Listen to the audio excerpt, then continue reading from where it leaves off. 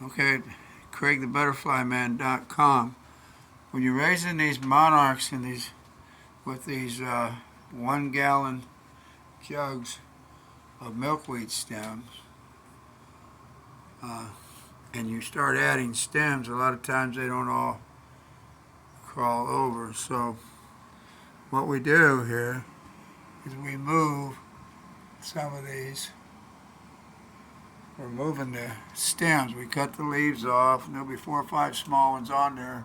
And see, we lay them up on a fresh gallon jug of fresh stems.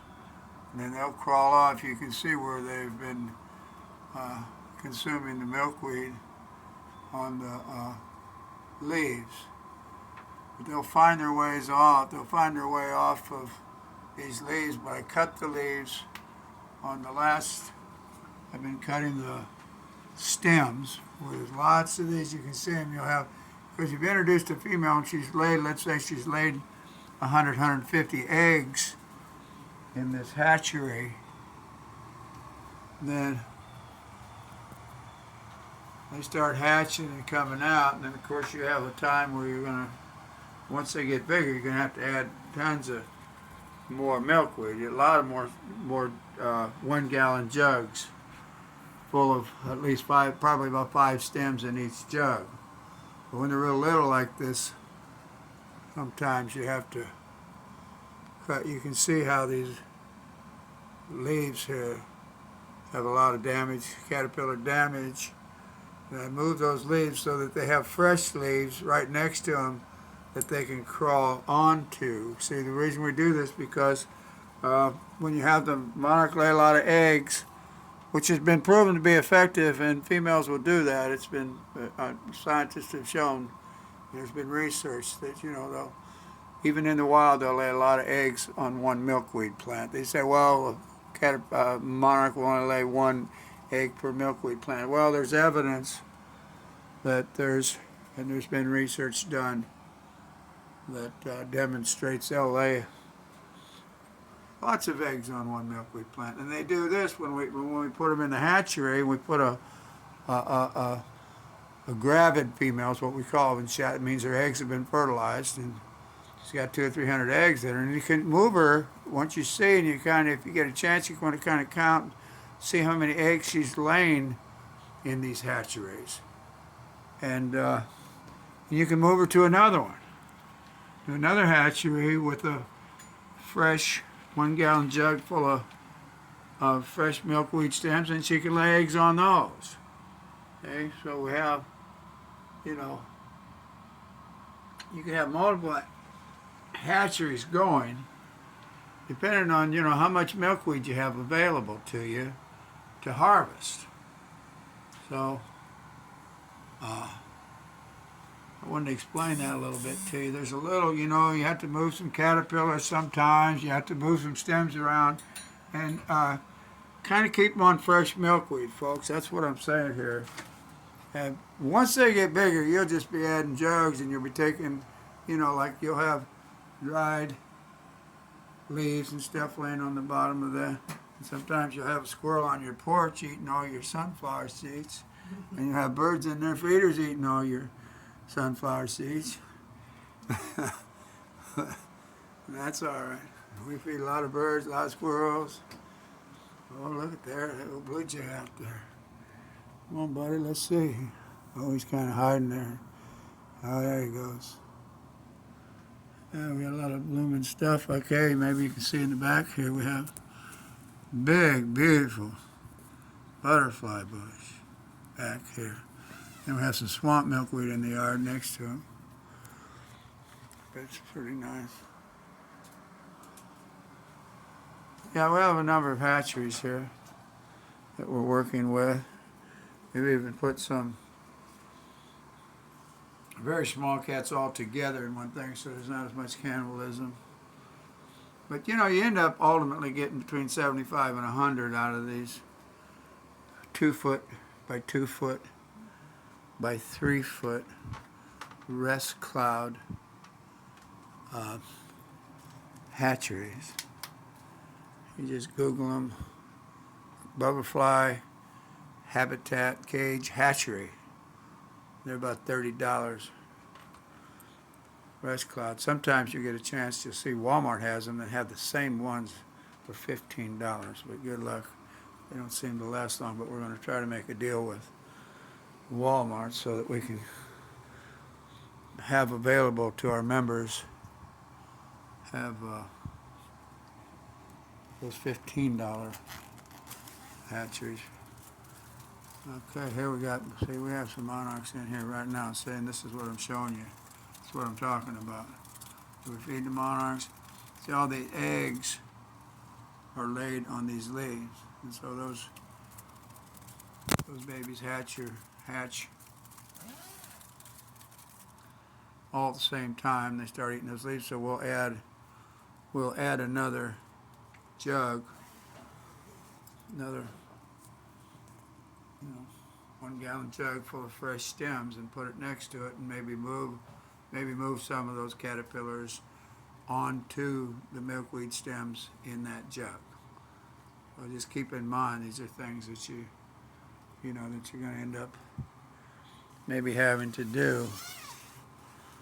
And see, you can over here you can see what's happened here. See, you have a lot of all these little stems and all these little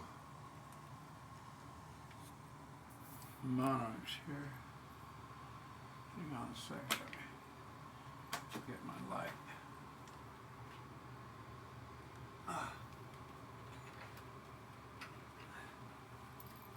Okay, you can kind of see them a little better if they get a little more light.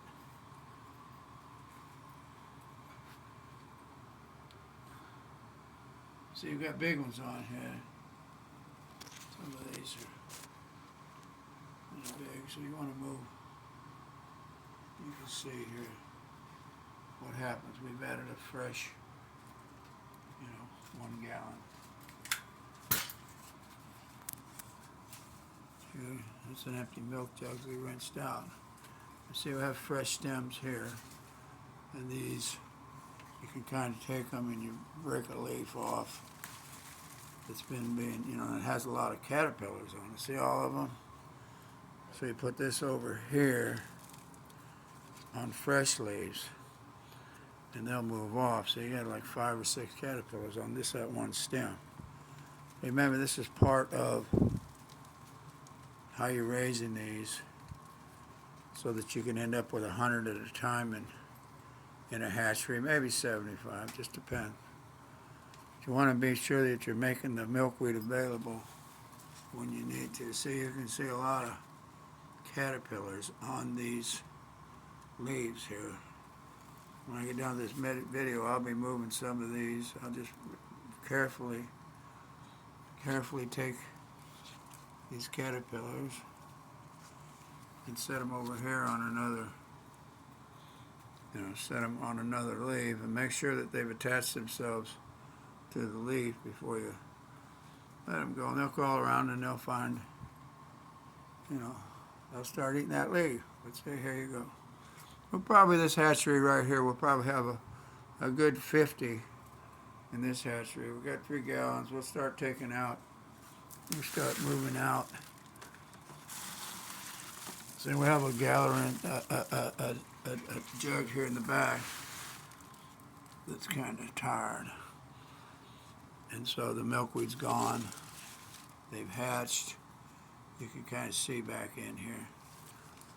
And so you want to make sure you're spreading these caterpillars out so that they don't, so there's, you avoid cannibalization that way. If you're just collecting stems with an egg or 2 on them and you're using these hatcheries, you don't have to worry about this. If you're raising 10 at a time, or 5, 10 at a time, 15, maybe 20, you don't have to be as concerned about this. But if you're going to put a female in here that's gravid, that's going to start laying eggs, you want to kind of watch her and see that she don't lay more than 100, 150 eggs.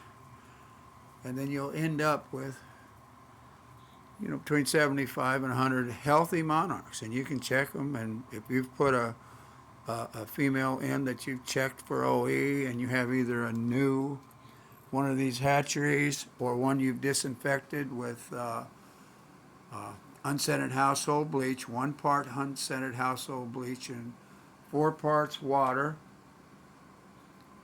And you completely submerge them for 12 hours. These things roll up. I wish I had one that you roll up, but you can see when they roll up into about a 12-inch circle, about 2 inches wide. You can put them in like a wastebasket that's probably 12 inches wide and 12 inches high, and put 1 part that unscented household bleach, 4 parts water, 12 hours. Take them out, rinse them really well. Rinse, rinse, rinse, and then open them up, let them dry, and you're ready. See, because if you put a clean, healthy monarch butterfly in here, gravid, that's full of fertilized eggs, if she's been, and you've checked her to make sure she has no OE, and you've rinsed off this milkweed before you've put it in, and trim the bottom so the stems stay fresh. You have to trim them stems just before you put them in, and you want to fill up your 1-gallon jugs with hot water, because that helps that sap flow in through to the leaves to keep them fresh like this. We've collected this milkweed 5-6 days ago, and it's still, you can see, very healthy.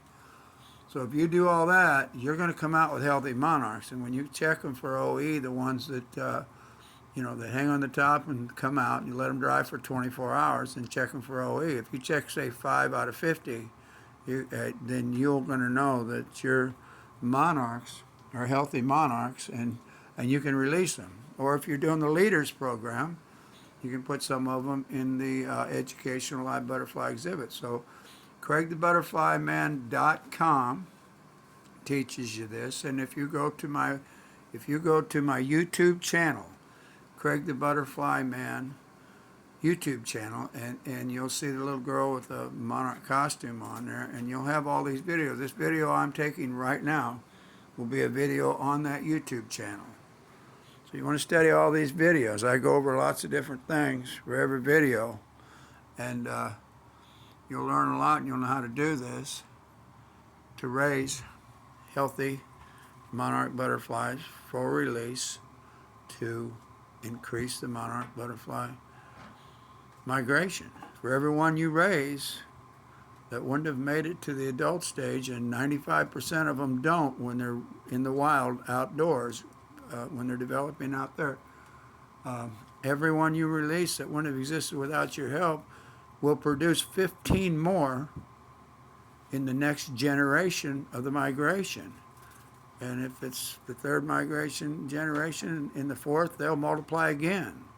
So this is a game of multiplication of the monarch migration. So, and then also all your predators will be fed with the immature stages, and feed the entire wildlife food chain is what ends up happening. And so the more we raise, the better it is, folks. The more healthy monarchs we raise, the better it is for the monarch migration and the entire wildlife food chain, which moves up to us, because 1/3 of our food we eat are because of what pollinators do, and they also reproduce more plants. CraigTheButterflyMan.com. Study the website, and you will be an informed monarch butterfly conservationist. Thank you.